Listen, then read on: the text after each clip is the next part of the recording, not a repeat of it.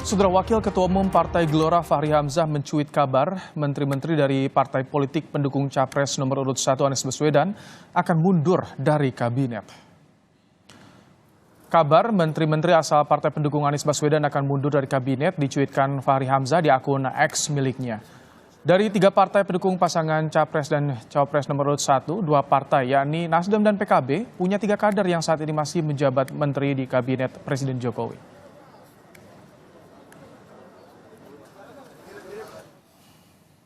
Dalam unggahan di akun X miliknya, Wakil Ketua Umum Partai Gelora Fahri Hamzah mencuit, baru mendengar kabar baik bagi demokrasi kita bahwa calon presiden nomor urut 1 akan mengumumkan bahwa seluruh partai pendukungnya akan mundur dari kabinet pekan ini.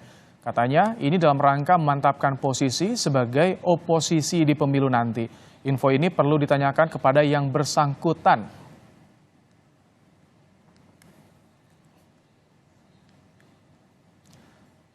Menanggapi cuitan politisi Partai Gelora Fahri Hamzah yang menyebut kabar menteri-menteri dari partai pendukungnya akan mundur dari kabinet Capres nomor urut 1 Anies Baswedan, justru balik minta hal itu ditanyakan langsung ke Fahri.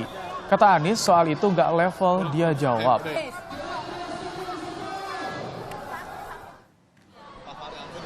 Kenapa dua menteri dari partai PKB dan Nasdem itu memantapkan posisi? Ini maksudnya sindiran? Suruh dia jawab sendiri. Menurut saya nggak level untuk dijawab.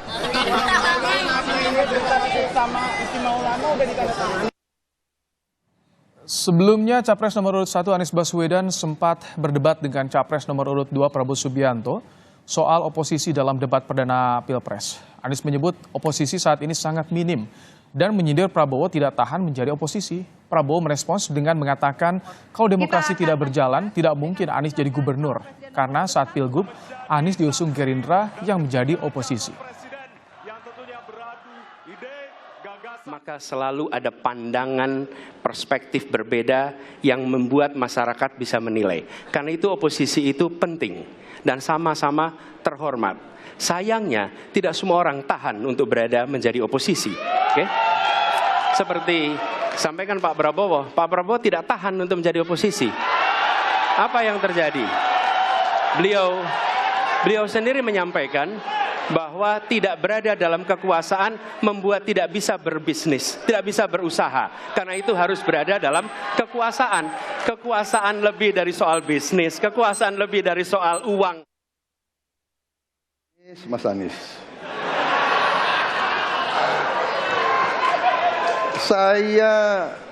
saya berpendapat Mas Anies ini agak berlebihan. Mas Anies mengeluh tentang demokrasi ini dan itu dan ini. Mas Anies dipilih jadi gubernur DKI menghadapi pemerintah yang berkuasa. Saya yang mengusung Bapak.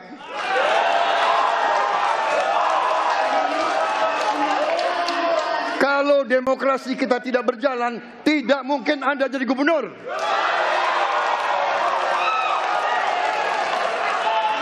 Kalau Jokowi diktator, Anda tidak mungkin jadi gubernur. Saya waktu itu oposisi, Mas Anies. Anda ke rumah saya, kita oposisi, Anda terpilih. Waktu habis, Bapak. Harap tenang, Bapak Prabowo. Baik, Pak. Sindiran Capres nomor urut 1 Anies Baswedan untuk Capres nomor urut 2 Prabowo Subianto dalam debat Capres yang bilang kalau Prabowo tak tahan di posisi oposisi berujung saling sindir di luar arena debat. Wakil Ketua Umum Partai Gelora yang juga pendukung Prabowo Gibran, Fahri Hamzah, balik menyindir soal posisi partai pengusung Anies yang masih berada di kabinet pemerintahan Jokowi. Soal saling jawab isu oposisi, kita akan bahas, saudara, bersama dengan Wakil Ketua Umum Partai Gelora Fahri Hamzah, ada juga Direktur Eksekutif Indro Strategik Ahmad Khairul Umam, dan ada juru bicara Anies Mohaimin, Bestari Barus. Assalamualaikum, selamat petang Bang Fahri, Pak Bes, Mas Umam. Waalaikumsalam warahmatullahi wabarakatuh. Yang pertama, Bang Fahri, itu tweet yang disampaikan Anda, informasinya dari mana? Valid tidak? Itu betul akan mundur? Ya, jadi saya bertengkar sejak selesai perdebatan itu dengan banyak teman di banyak grup WhatsApp dan lain-lain, itu tentang apa yang diulas oleh Kompas tadi, saya terima kasih ulasannya, itu tentang oposisi. Saya kira agak penting untuk bertanya sebenarnya, menjawab gugatannya Bung Anies Baswedan tentang siapa sebenarnya yang tahan beroposisi, siapa yang tidak tahan beroposisi. Nah, perdebatan itu yang kemudian mengantarkan kepada informasi yang saya dengar bahwa cukup tertekan juga sang capres ini karena menggugat seseorang yang hidupnya itu sangat banyak dalam posisi oposisi, bahkan kemudian dalam situasi itu pun dia membentuk dan mengorbitkan banyak tokoh-tokoh dalam situasi beroposisi itu, termasuk saya kira Gubernur Jakarta yang lalu Bung Anies Baswedan itu diorbitkan. Saya tahu betul prosesnya karena sebenarnya di koalisi waktu itu yang sudah bersiap-siap untuk dicalonkan oleh Pak Prabowo dan koalisinya adalah Profesor Yusril Iza Mahendra yang waktu itu surveinya sangat tinggi melawan Ahok. Tapi kemudian Bung Anies masuk belakangan atas rekomendasi dari Pak JK waktu itu yang menelpon dari luar negeri. Setahu saya yang saya dengar seperti itu. Jadi sebenarnya itulah yang saya tagih sekarang ini. Kalau ada keseriusan menjadi oposisi, mari betul-betul kita tegakkan etika bahwa kalau Anda memang menggugat Pak Prabowo seolah-olah rekonsiliasi 2019 sebagai sebuah gagasan yang luar biasa, yang ideal itu sebagai tindakan tidak tahan oposisi, maka sekarang buktikanlah dengan diri Anda sendiri yang tidak pernah punya record yang baik dalam oposisi untuk sekarang mengambil sikap oposisi dengan cara mengajak partai-partainya dan mendengar ini semua. Kita senang kalau memang itu akan dilakukan gitu loh. Saya kira itu idenya. Saya tangkap ini jadi sindiran ya Bang Fahri. Ini jadi sindiran karena kubu pendukungnya Anies masih ada 2 partai yang berada di pemerintahan. Tidak konsisten soal oposisi perubahan itu Bang Fahri. Karena pendukung beliau dalam perdebatan dengan saya menyerah dan mengatakan, saya dengar juga akan ada tindakan untuk mengundurkan diri dari kabinet pemerintah. Itu dari 2 partai itu? Alhamdulillah kalau itu dari PKB dan Nasdem sekarang. Ya saya dalam grup diskusi lah kan, saya punya banyak grup kan. Kalau kita diskusi itu kadang sampai pagi kita diskusi di grup WA itu.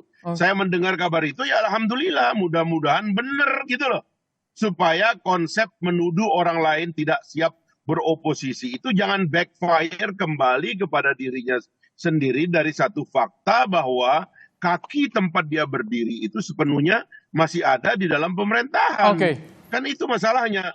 Plus tradisi-tradisi berjuang yang hampir tidak pernah menjadi oposan gitu loh. Kita tanya langsung ke Pak Bes ya, Bang Fahri. Pak Bes, betul ada rencana dari Nasdem dan juga PKB mundur di pemerintahan, dan tadi ditantang soal konsistensinya ketika perubahan oposisi mundur. Pak Bes. Nih, saya mau tanya dulu. Bung Fahri yang dulu pernah menyatakan Pak Jokowi sinting di tahun 2015, ini sekarang jadi jubir istana atau apa gitu? Kan dulu pernah mengatakan Pak Jokowi itu sinting gitu. Diksi itu mungkin tidak perlu diulangi lagi. Pernah menyindir atau pernah mengkritik Pak Jokowi ya Pak Bes, karena kita live juga nih. Ini kan mengklarifikasi bahwa sebetulnya mengkonfirmasi bahwa sebetulnya Bung Fahri ini juga nggak tahan jadi oposisi kan gitu. Iya toh? Boleh saya jawab nggak? Boleh saya jawab nggak? Baik. Silakan gimana Bang Fahri itu langsung. Selesaikan dulu. Tidak ada dalam kabinet.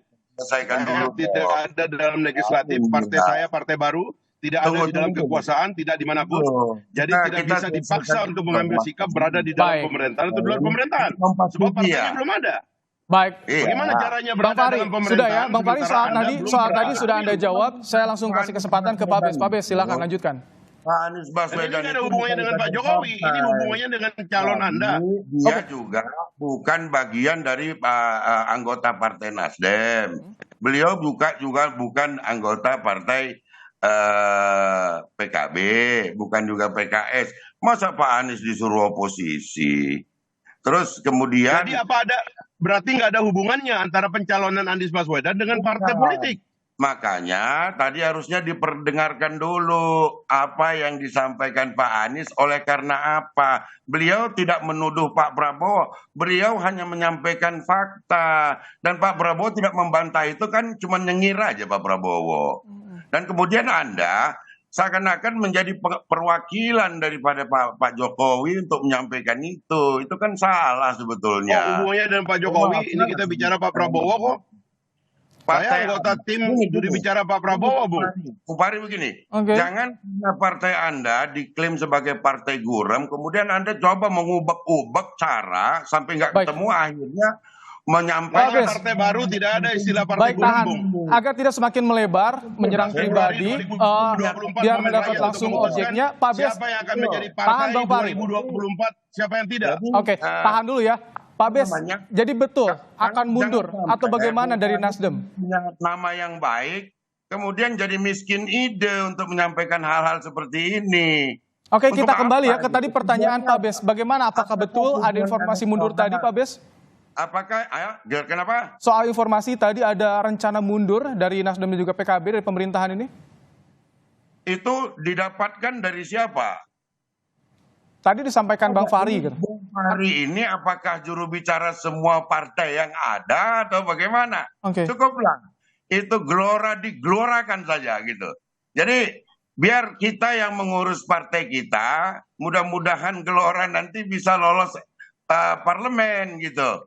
Ngapain daripada menyampaikan, kok nanya-nanya ada apa kan gitu. Biar kami yang mengurus urusan kami. Ya kalau cuma melempar-lempar isu siapa yang nggak bisa gitu. Oke. Makanya Pak Anies tadi bilang kan, wah itu nggak pantas untuk ditanggapi. Tapi mengingat Bung Fahri ini adalah politisi senior, wajar-wajar juga lah. Saya yang diutus. Makanya jangan sembarang ngomong. Jangan Tanggapi. nuduh orang nggak kuat oposisi. Padahal dia sendiri tidak punya record kuat dalam oposisi. 2013 masuk kabinet, masuk konvensi Pak SBY. Kalah. 2014 masuk ke tim sukses Pak Jokowi, tim jubir, kalah, menang, berkuasa lagi. 2017 setelah 2016 dipecat Pak Jokowi, masuk ke dalam kabinet Pak Prabowo, menyingkirkan kandidat yang sudah ada jadi gubernur DKI, berkuasa lagi. Sekarang 2019 ikut Pak Surya Paloh. Ini oposisi apa macam begini? Jadi nggak usah mengatakan dia menggugat orang yang hidupnya penuh dengan tradisi oposisi, Oke. dengan orang yang nggak punya tradisi oposisi dalam hidupnya. Mengubah cara bagaimana mendapatkan elektoral. Pak Anies itu tidak pernah mengatakan dirinya oposisi. Kapan? Coba di mana rekamannya? Jadi jangan juga sebagai politisi yang kata orang. Tapi kenapa dia mengatakan tidak kuat beroposisi? Anda membuat Bagaimana? Jawab itu. Oke. Kapan Pak Anies mengatakan bahwa dirinya adalah Tahan, Bang Fahri. Pak Bes, tahan dulu. Kita akan mendengarkan pendapat dari Mas Umam. Mas Umam, soal oposisi kembali disinggung di debat perdana Pilpres. Dan ini menjadi bahasan yang menarik, diskursus menarik. Apa yang Anda baca soal ini? Apakah betul konsistensi di oposisi ini masih dipertanyakan dari antara calon ini? Iya, perdebatan tentang konteks peran oposisi dalam ruang demokrasi itu memang sangat penting. Karena kalau misal oposisi tidak kuat, memang kemudian tidak ada check and balances yang memadai. Sehingga kemudian praktik-praktik autocratic legalism, kemudian proses legislasi yang kemudian tidak partisipatif dan lain sebagainya, itu relatif kemudian memungkinkan terjadi. Nah, kemudian dalam konteks hasil debat kemarin, memang kemudian ada semacam indikasi atau bahkan terkonfirmasi ada kecenderungan narasi-narasi kritis yang saat ini berkembang itu bersifat hermaprodit atau banci, di dalam arti bahwa apa yang disampaikan misalnya bicara tentang konteks kritis, kemudian menyampaikan isu-isu yang mencoba untuk mendegradasi argumen yang disampaikan oleh pemerintah, tentu itu sangat positif. Tetapi dalam konteks komposisi struktur kekuasaan yang melatar belakanginya, kalau misal kita cermati misalnya narasi kritis yang disampaikan oleh Mas Ganjar, praktis per hari ini PDIP masih ada 7 kursi menteri dan wakil menteri di pemerintahan. Kemudian Mas Anies juga sama, tentu asesmen demokrasi yang disampaikan oleh Mas Anies sangat confirm, justified, sesuai dengan apa yang disampaikan oleh Transparency International, Economic Intelligence Unit. Tetapi fakta per hari ini, memang Nasdem masih berada di pemerintahan.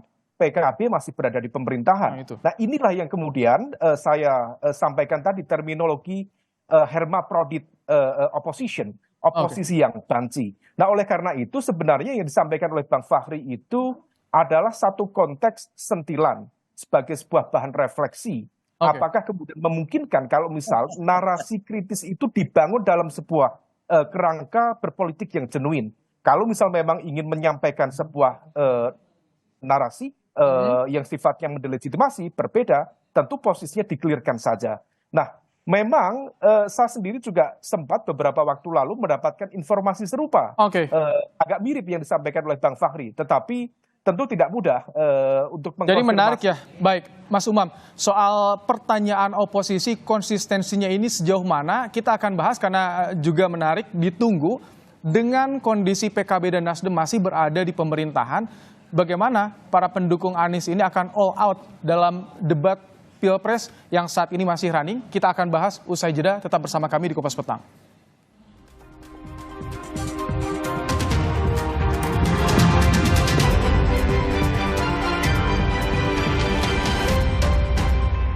Kita akan lanjutkan kembali dialog Kompas Petang membahas soal narasi oposisi yang kembali disinggung dalam debat perdana Pilpres. Masih bersama kami ada Wakil Ketua Umum Partai Gelora Fahri Hamzah dan juga ada Direktur Eksekutif Indo Strategik Ahmad Khairul Umam dan juru bicara Anies Muhaimin Bestari Barus.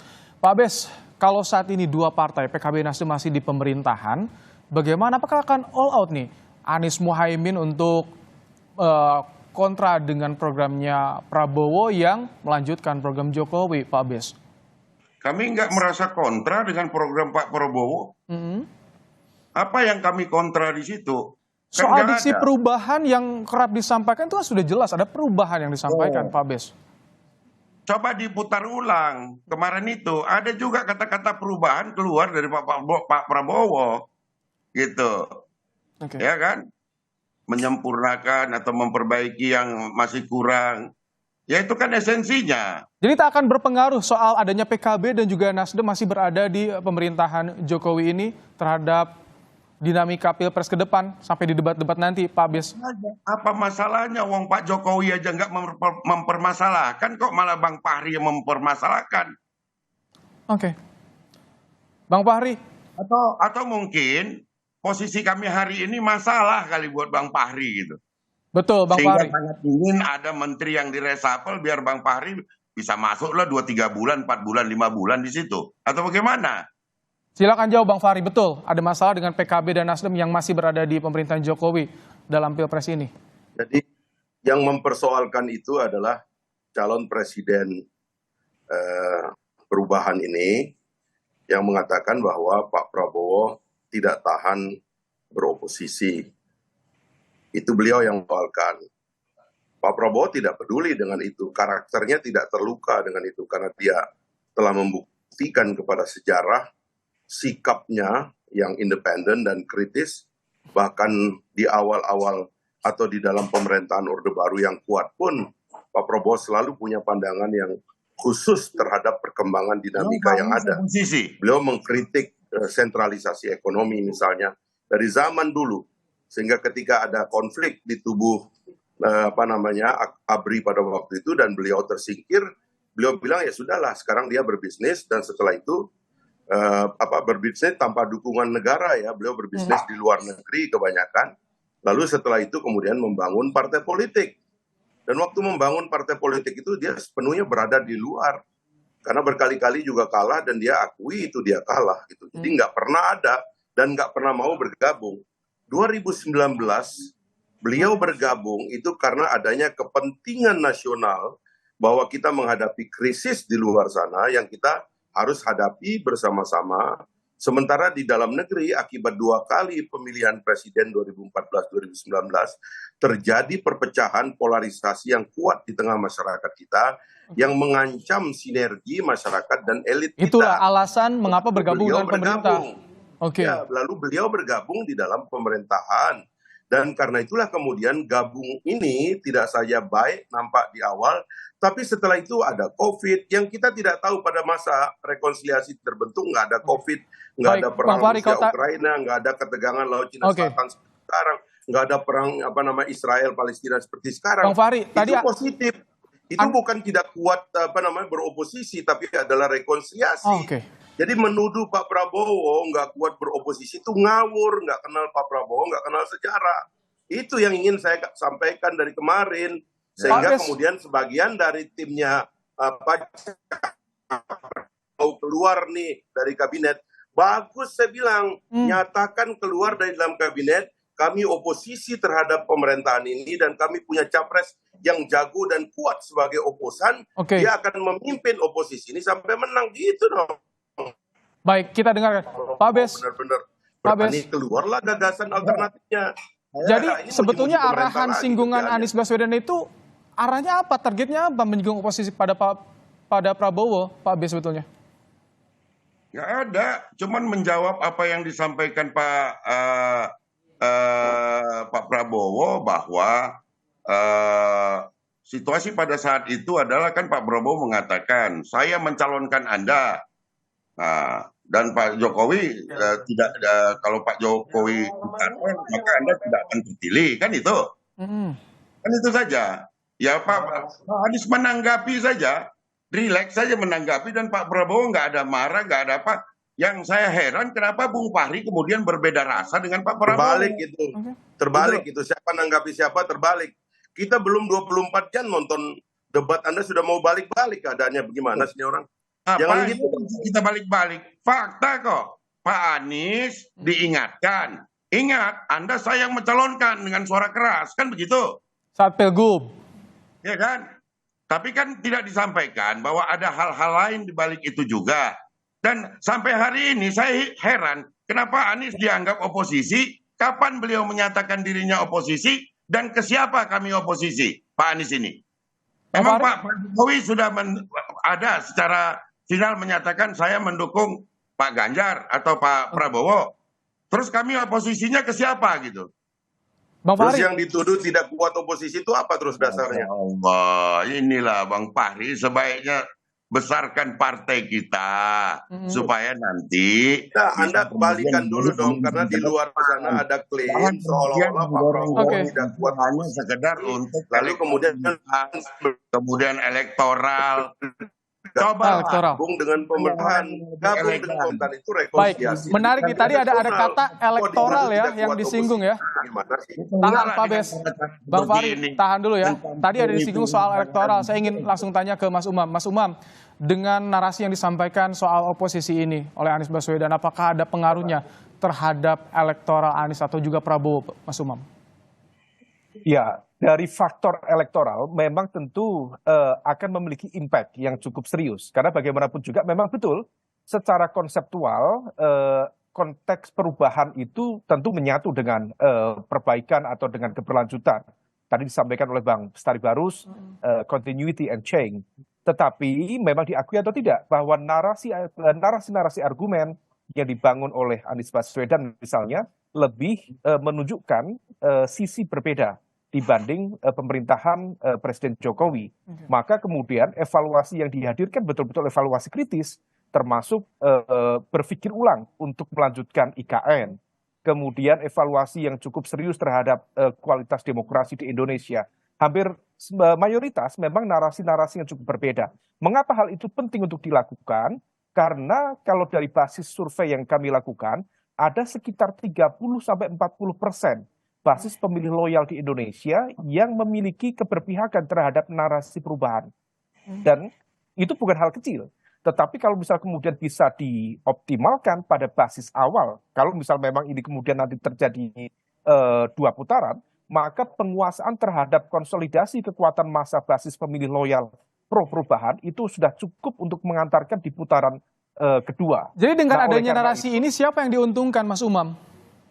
Yang diuntungkan tentu dalam konteks ini adalah kelompok pro perubahan, yaitu Anies Baswedan dan juga koalisi pro perubahan. Mengapa? Karena ini kemudian akan menunjukkan sisi berbeda. Yang menjadi agak gampang, agak bimbang justru memang di PDIP. Di mana Mas Ganjar di satu sisi menunjukkan keberpihakan kepada pemerintahan Pak Jokowi, tapi di saat yang sama juga menunjukkan sisi kritisismenya kepada pemerintahan. sehingga kemudian ada kebimbangan. Tetapi ada hal yang cukup unik, Mas, yang kalau misal kita cermati. Kemarin dalam debat pertama, Mas Anies dan Mas Ganjar terlihat begitu kompak untuk melakukan serangan terhadap Pak Prabowo, terutama terkait dengan isu HAM, Mas Umam? assessment terhadap kualitas demokrasi. Dan itu tampaknya ditujukan untuk mendegradasi kekuatan elektoral yang sudah mulai terkonsolidasi di basis pendukung Prabowo Subianto. Lalu di saat yang sama tampaknya tidak ada satu pola konfrontatif antara komunikasi Ganjar dengan Anies Baswedan. Artinya tampaknya dua-duanya saling menjaga. Mengapa? Kalau sampai salah satu itu terdegradasi, maka akan ada potensi salah satu capres turun di bawah 20%. Kalau sampai ada salah satu capres yang elektabilitasnya turun di bawah 20%, bahkan menyentuh angka 15 atau bahkan di bawah 15%, maka ini memungkinkan terjadinya satu putaran. Nah, situasi ini yang tampaknya betul-betul harus diantisipasi. Dan kalau misal merujuk sekali lagi pada materi survei Litbang Kompas terakhir, di mana undecided voters masih ada sekitar 28,7%, dan hasil tabulasi itu ternyata didominasi oleh kelompok menengah terdidik dan masyarakat Nahdliyin, maka sebenarnya ini akan memungkinkan bagi siapapun yang memenangkan pertarungan untuk mendapatkan basis pergeseran suara dari kelompok undecided voters. Kami tangkap Mas Umam. Pak Bes, tadi garis besarnya narasi oposisi ini bisa menguntungkan kubunya Anies Baswedan. Apakah ini juga akan dibawa ke dalam nanti debat cawapres? Akan keluar lagi tidak, Pak Bes? Saya kira begini, pertama dulu ya, mari menghargai perbedaan. Jangan anti terhadap perbedaan. Dan jangan kemudian bila kita berbeda dengan yang lain, maka yang lain itu musuh. Pemilu ini untuk mencari pemimpin yang terbaik. Ada tahapan-tahapan, kemudian ada debat ini. Ya kita jalani saja, yang asik-asik aja. Jadi kalau ditanya apakah nanti ke depan akan begini, nanti kita lihat aja di depan seperti apa gitu. Saya kira masing-masing capres, cawapres adalah putra terbaik. Jadi tidak perlu didiskreditkan dengan kata-kata ataupun dari pihak yang luar gitu, pendukung ataupun tim gitu. Biarkan saja ini berproses, bergulir, masyarakat yang akan menentukan pilihan. Mudah-mudahan pilihannya adalah Anies Muhaimin. Saya terakhir, Bang Fahri, bagaimana dari kubu Prabowo untuk mengcounter soal tadi adanya beberapa kemungkinan narasi oposisi ini bisa kembali keluar dalam debat selanjutnya, Bang Fahri? Sebenarnya kita dari awal menginginkan satu kontestasi yang real supaya tidak kelihatan bahwa ini hanya sandiwara elit saja. Jadi kalau seorang pemimpin menegaskan sikapnya, ya misalnya ingin menjadi oposisi atau membawa arus baru dalam pemerintahan, maka posisinya harus tegas supaya rakyat sebagai penonton tahu juga bedanya yang di dalam dan yang di luar. Apa ide yang berasal dari dalam, apa ide yang berasal dari luar. Inilah demokrasi kita. Jangan kemudian sembunyi-sembunyi setelah lempar batu sembunyi tangan. Kalau memang mau ada ketegasan, gagasan, ayo benar-benar bangun kekuatan yang real. Jangan main belakang, jangan main lempar batu sembunyi tangan. Tapi betul-betul tunjukkan bahwa ini gagasan kami, karena itulah kami mengambil sikap. Kami tidak berada di dalam, kami berada di luar dan kami opus terhadap semua kebijakan dari pemerintahan ini. Sebab menteri-menterinya ini kan mau ikut siapa? Ikut presiden atau ikut partai? Kan begitu. Ini kemungkinan akan keluar nanti di debat cawapres, Bang Fahri, soal narasi oposisi ini. Dia berkampanye di luar mengikuti capresnya. Sementara di dalam menteri-menteri itu ikut dengan kebijakan presiden. Lo kan kacau kayak begini. Udah tidak kuat oposisi. Kan ini yang bermasalah. Siapa yang mempermasalahkan gitu loh. Jadi saya kira kalau memang itu sekarang sudah diakui bahwa sebenarnya ini hanya pura-pura gimmick-gimmick saja, ya sudahlah nggak apa-apa. Tapi jangan nyerang orang. Pak Prabowo nggak akan melawan. Tapi kalau Anda sebagai anak muda, saya tahu ini teman-teman kita terus nyerang karakter orang yang begitu panjang hidupnya di dalam tradisi yang sulit, ya kan, menghadapi kekuasaan yang besar ini, terus menganggap dirinya lebih hebat, lebih okean dari itu narasi yang akan kemungkinan akan dikeluarkan lagi ya, Bang Fahri, dalam debat Ngaca cawapres. dulu lah, ya kan? Jangan Oke. mau nyerang-nyerang orang yang hidupnya dalam kekuasaan ini Saya dan ke Pak di Bes luarnya ya. itu lebih banyak gitu loh. Pak Bes, Ini kan dia baru. saling serang Belajar akan gitu. kembali berlanjut Itu aja. dalam debat cawapres. Bagaimana Pak Bes?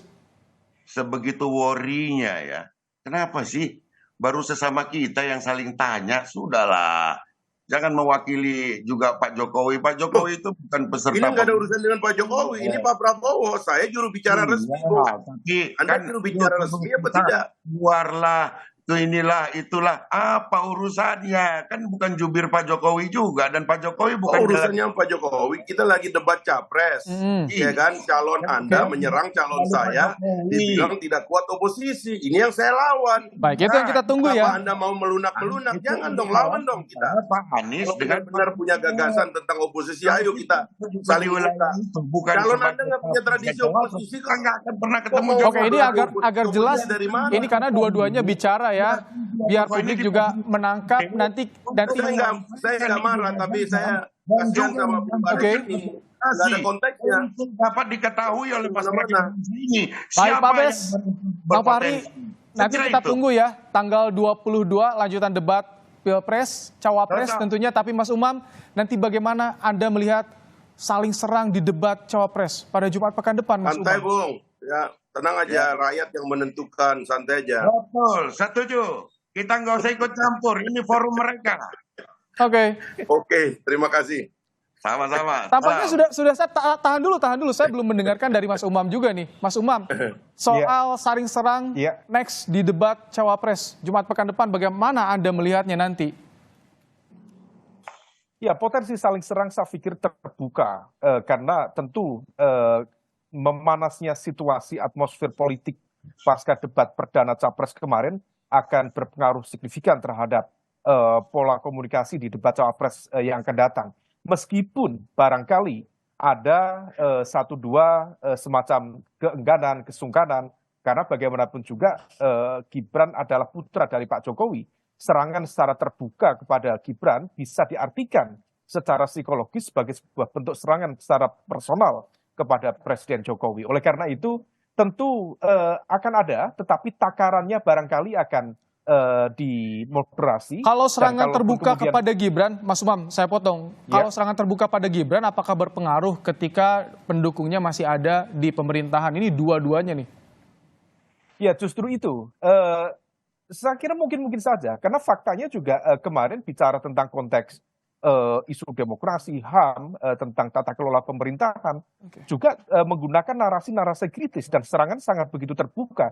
Meskipun noted bahwa masing-masing capres itu didukung oleh partai-partai yang saat ini semuanya berada di dalam pemerintahan. Maka sebenarnya faksionalisme ini terjadi begitu faktual, tetapi faksionalisme itu tetap berada dalam satu lingkup di bawah payung pemerintahan. Oleh karena itu memang secara elektoral akan jauh lebih efektif misalnya bagi partai-partai yang mengusung pro perubahan yang secara konsisten menggunakan narasi itu untuk betul-betul berada di posisi yang clear sebagai oposisi sehingga memiliki keleluasaan, legitimasi dan juga klaim-klaim argumen terkait dengan apa yang menjadi titik beda antara koalisi pro perubahan dengan pemerintahan saat ini. Jika itu bisa dilakukan, tentu akan menghadirkan insentif elektoral yang memadai. Oke, terima kasih Mas Umam dari pengamat politik. Pak Bes, cukup ya, durasinya sudah terbatas. Ada apa? Singkat aja. Sampaikan bahwa debatnya harus keras karena pergaulan dunia internasional keras. Anggap ini sebagai ajang latihan untuk berhadapan pemimpin kita ke depan dengan kejamnya dunia internasional. Baik, kita tangkap ya. Kita tidak bisa memberikan ruang lebih karena Bang Fahri tadi sudah gabung tapi sudah langsung out juga. Terima kasih Pak Bestari Barus, Mas Khalil Umam dan juga Bang Fahri tadi telah bergabung. Terima kasih dalam perbincangan dalam program Kompas Petang sore hari ini.